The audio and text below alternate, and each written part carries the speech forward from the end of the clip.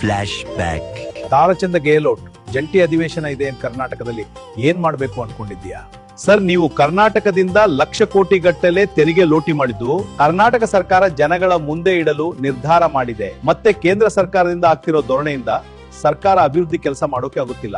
ಇಷ್ಟು ಜನಗಳ ಮುಂದೆ ತೆರೆದಿಡೋಕೆ ಸಿದ್ದರಾಮಯ್ಯ ಅವರ ಸರ್ಕಾರ ನಿರ್ಧಾರ ಮಾಡಿದೆ ಸರ್. ಹಾಗಿದ್ರೆ ಒಂದು ಕೆಲಸ ಮಾಡು, ನೀನು ಜಂಟಿ ಅಧಿವೇಶನಕ್ಕೆ ಹೋಗಲೇಬೇಡ.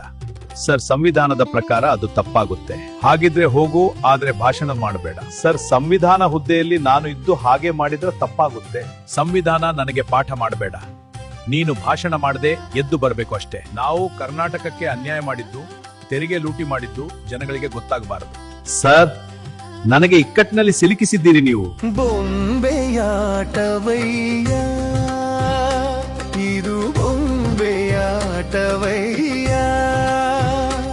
ಮೋದಿ ಸೂತ್ರಧಾರಿ ನ ಪಾತ್ರಧಾರಿ, ಇದು ಬೊಂಬೆಯಾಟವಯ್ಯ.